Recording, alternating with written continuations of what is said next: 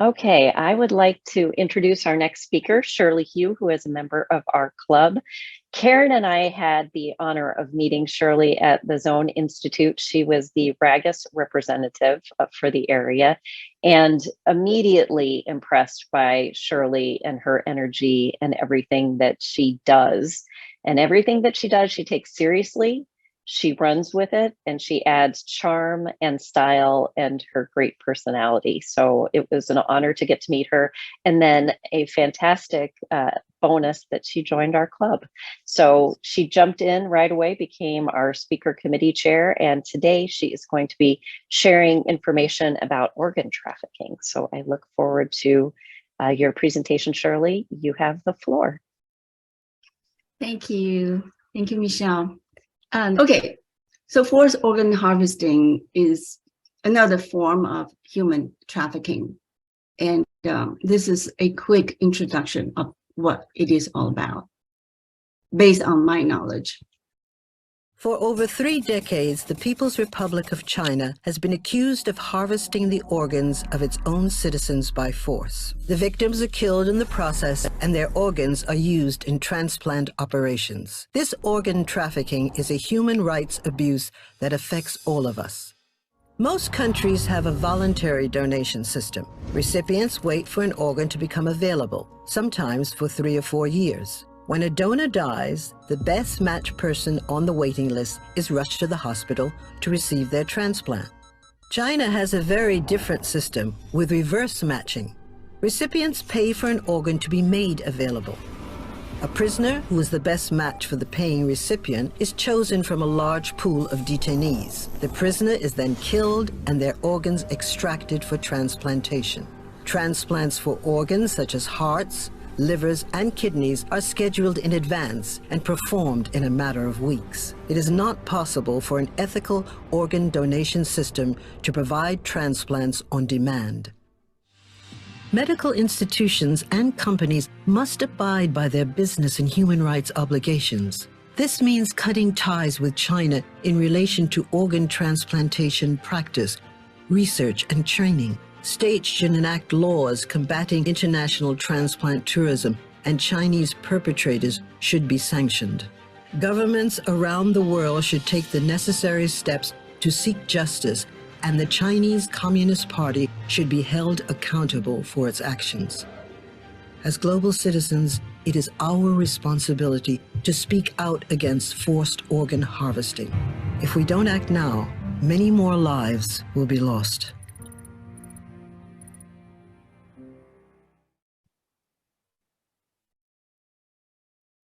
Next, I'd like to introduce you about this is medical genocide. If you go to the website that's listed at the bottom, this is a documentary film, which is 20 minutes, so I'm not going to play here. And there's also a magazine that goes with it. You can always get it from this website. It provides mounting evidence about this issue that we're talking about. So, and this one is about the testimony that was done by Dr. Mansour, who is a transplant surgeon in Texas. Let's hear what he has to say. Texas state senators unanimously passed a resolution condemning Communist China's practice of forced organ harvesting. A transplant specialist from a Texas clinic explains why this resolution is necessary. NTD's Allison Lee has the story. We need to get this out there. We need to stop this practice. Texas Dr. Howard Mansour is one of the witnesses who testified before state senators about forced organ harvesting in China. 10 years ago, he had a patient who had liver cancer, but multiple transplant centers in Texas turned him down because his chance of survival was too low. The patient then went to China, saying he has some connections there. At that time, I had no idea what was going on in China and how these organs were being harvested, and neither did he. At least he didn't express any idea that this was going on. He just wanted to live. He ended up going over and getting the transplant. Since then, Mansour learned about the Chinese Communist regime's practice of forcibly extracting organs from living prisoners of conscience. He now says he would have warned the patient about it had he known about it back then. Here in the United States, we have to wait a long time in order to get a liver. He got his liver relatively quickly compared to what would happen around the world. The patient came back to the U.S. but still died of cancer 8 months later. He says he believes desperation drove that patient to unknowingly be part of the horrific practice. We all like to think we're moral individuals, but when we're faced with death, we'll try anything, and we really have to protect our people from going over and doing this, and we really have to punish the people that are participating in this. The doctor explains, while organ donors are traceable in the U.S., in China the authorities don't reveal the patients where those organs come from. But many around the world still visit China for organ transplants because the wait time is significantly shorter there compared to the rest of the world. Since testifying to the Texas legislature, Mansour has talked to many fellow Americans and many in the science community about forced organ harvesting. I sit down and tell people what's going on in China. The look on people's eyes. People can't believe it. People can't believe it. That's going to be the challenge, to get people to believe this, because it sounds so horrific. In 2019, an independent international tribunal concluded that forced organ harvesting has been taking place in China for years and on a significant scale. Reports of the disturbing practice first emerged in 2006. Prisoners of conscience, including political prisoners, Uyghurs, and adherents of the spiritual practice Falun Dafa, are believed to be the primary source of organs. Mansour says we need to raise awareness about it, not only because it's immoral, but also because Americans must understand the mindset behind a regime that would do such a thing. That says more than just the fact of transplant. That says what this government really is that would do something like this. And that is, to me, having an understanding of what they are, there's obviously no morals there. Mansour believes the Chinese regime's immorality is also a threat to Americans. He hopes the resolution can encourage medical professionals to warn their patients about forced organ harvesting in China. That way they can both protect Texans from unknowingly partaking in such a practice and help curb the practice, he says. Allison Lee, NTD News. Next, let's hear. This is actually happening June 30, which is about 6 months ago. Another touching testimony. My name is Yu Han. I believe my father is a victim of forced organ harvesting in China. I was 19 when I was told he died in a Beijing detention center in 2004. I thought it must be a mistake because just 3 months earlier, when he was arrested for practicing Falun Gong, a meditation in the Buddhist tradition, he'd been so healthy. I saw his body before it was cremated. He was terribly thin and bruised all over, but from his throat was an incision that went all the way down his torso. In his stomach area, we could feel a hard block of ice beneath his skin that was stitched with thick black thread. The police said he died of a heart attack, but it wasn't until 3 years later that I learned the truth, that tens of thousands of prisoners of conscience like my father had been killed for their organs. That night, I cried for hours until I passed out. In most countries, a transplant patient has to wait years for a matching organ to become available. But in China, only a few weeks. However, the organ usually doesn't come from a voluntary donor, but taken from a prisoner detained for their spiritual belief, just like my father. The allegation and our findings are shocking. I mean, this is a form of evil we have yet to see on this planet. China Tribunal considered all available evidence and concluded that forced organ harvesting from prisoners of conscience had been committed for years throughout China on a significant scale, and that it continues today. This involves hundreds of thousands of victims. This is the judgment of the tribunal. Now, this tribunal has concluded that Falun Gong is a source, probably the principal source of organs. The report adds the vulnerability of the Uyghurs to being used as a bank of organs is also obvious. It hurts every time I retell this story, but I don't want my father's death to have been in vain. We can't stop forced organ harvesting in China, and we must.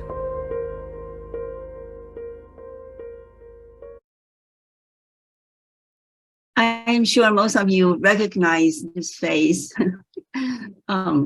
Dave is the previous director of the chair of Ragas. And fortunately, I was at the international Rotary meeting in Houston in June and attended this meeting that was sponsored by Ragas. And Crystal Chen is one of the speakers. Let's hear. And Dave is going to introduce her. Stay here and give her your full undivided attention because she's an amazing individual.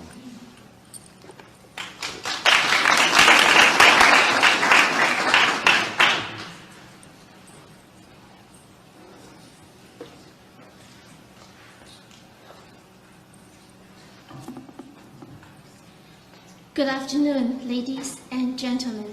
I am Crystal Chen, residing in Houston, Texas here. I have lived in the United States for over a decade now. But every time I see products like beautiful ornament flowers, cute little stuffed toys, dazzling Christmas lights, and elegant hand embroidery fashion at the retail store here, my mind is filled with sadness because those products evoke disturbing memory of my late 20s in China. Why I'm so upset? Allow me to share my story with you. It was 1999, exactly 23 years ago. My mother and I had practiced the meditation and spiritual practice Falun Gong for several years. Falun Gong's slow-moving exercises and moral teachings of truthfulness, compassion, and tolerance were very popular back then. There are meditation sites in parks all throughout China.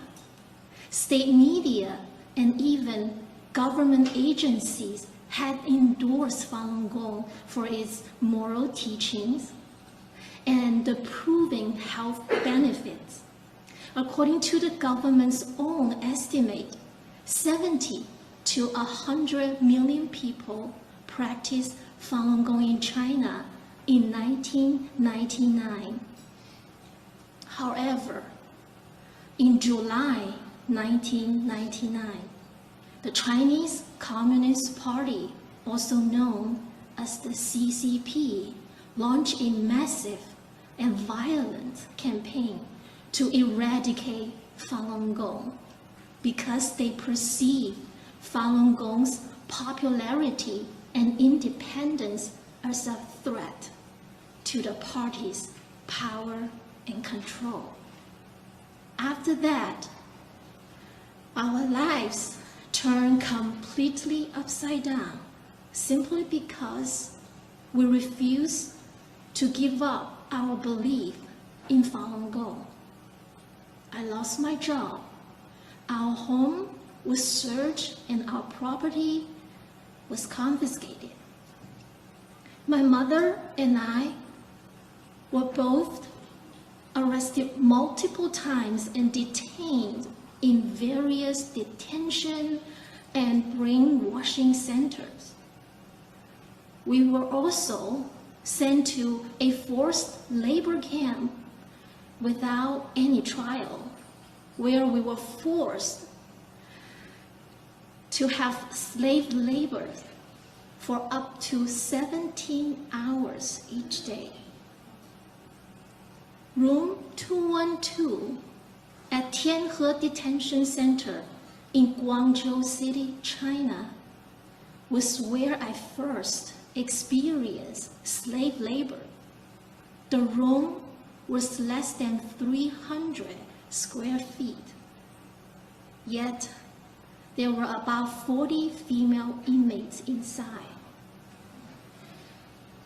There was only one water faucet and one toilet pit at the corner of the room without a divider. And you had to ask for permission to use them every single time. We assembled a massive number of ornament flowers, Christmas lights. These appalling conditions just make us crazy because the guard, if you cannot produce the quota they assign to us, by the deadline, you will be punished. Beatings, deprivation of food and sleep, prolonging detention times, etc. The CCP guards even incentivize other inmates to abuse the Falun Gong practitioners in exchange for an early release from prison. I was later sentenced to 4.5 years of forced labor without a trial.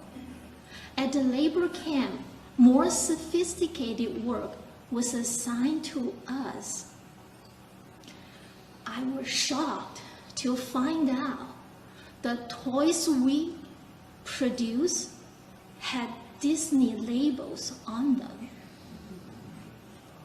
Besides toys, we were also forced to make anything from hand embroidery, tops, jeans, shoes, purses, headdresses, to artificial funeral flowers and disposable chopsticks.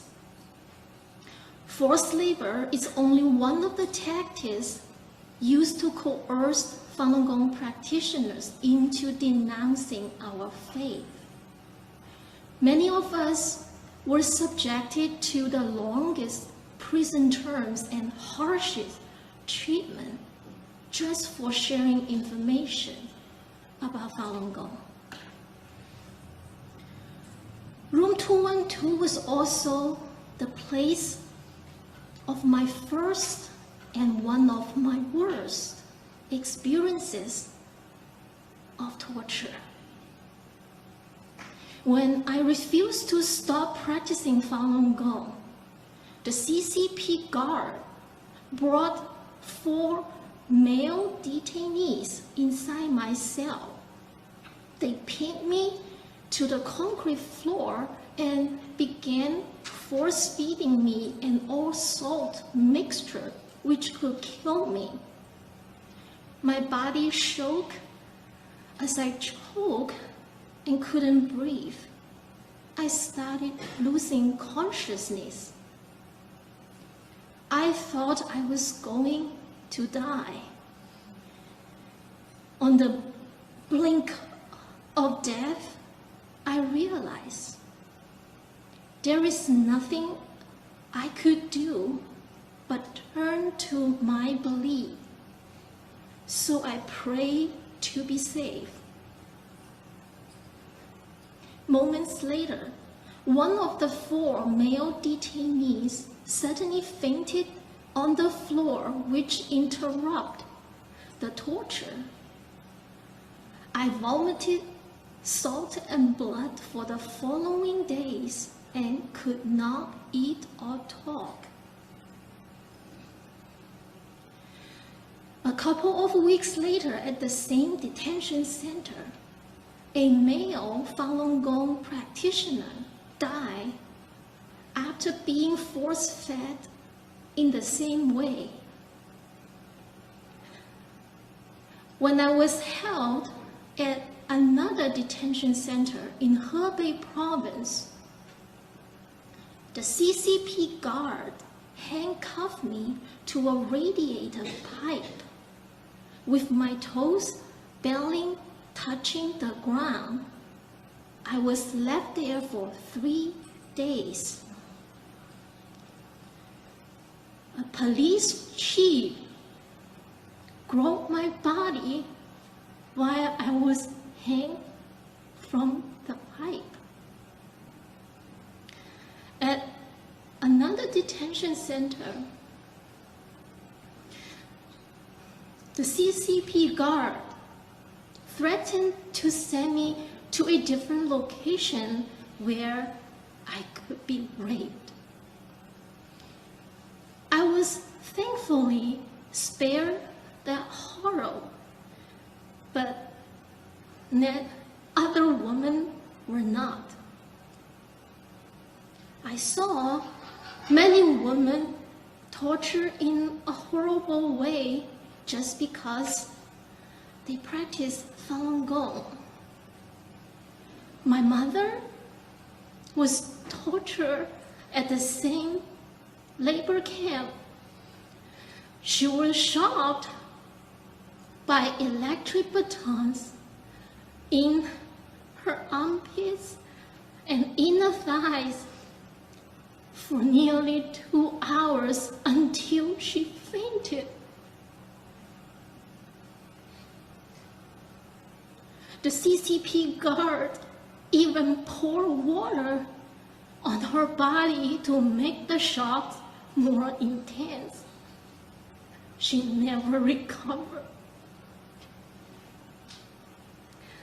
In August 2006, she died after her release because of the persecution she suffered in custody. She was only 63. During my years in the forced labor camp, I was also medically tested several times, including 2 blood tests. Only Falun Gong practitioners in the labor camp were systematically blood tested and medically examined. In 2006, allegations that Falun Gong practitioners were killed to harvest their organ were first disclosed in the international community. I realized I almost become one of those victims. The tests I received in the labor camp were necessary to check on the blood type compatibility between the organ source and the transplant recipient.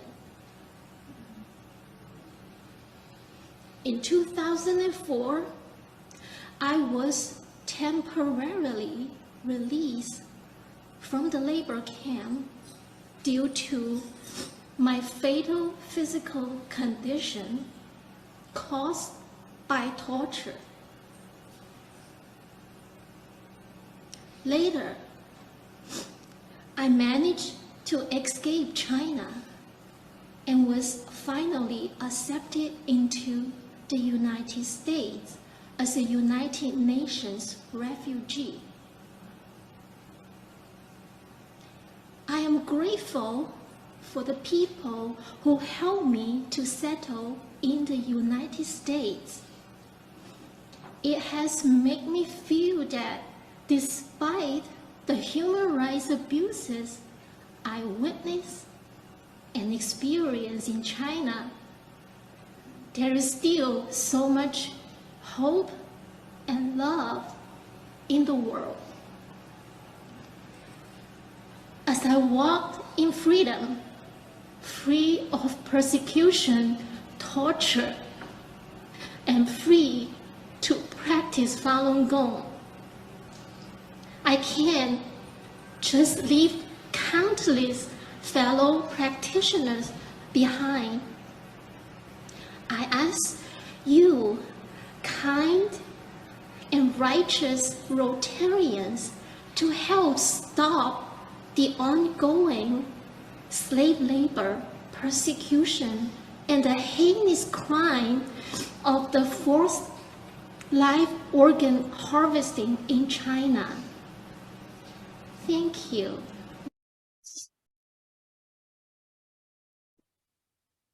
So by now you must be wondering what is Falun Gong. So I prepared this. I was able to find this film for you. Take a look. In these times, many of us are searching for ways to achieve overall wellness and health both physically and mentally. Falun Gong, also known as Falun Dafa, is a self-refinement discipline that millions of people around the world have made a part of their lives. It consists of 5 sets of gentle, easy-to-learn exercises and meditation, focusing on self-improvement through cultivating the universal principles of truthfulness, compassion, and forbearance. The standing exercises are designed to open energy channels, helping purify the body and awaken wisdom. The sitting meditation helps unlock energies, leading to a tranquil and peaceful mind. Many who practice Falun Gong experience dramatic health benefits, as well as newfound energy, mental clarity, and stress relief. Falun Gong encourages learners to attune their lives to virtuous qualities. More importantly, many feel that in Falun Gong they have found a deeply rewarding spiritual path. Falun Gong is practiced in more than 80 countries in all languages and is open to everyone.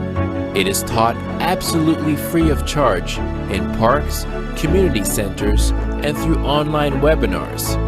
There are no commitments, and you can practice at your own pace. You can find more information from this falundafa.org site.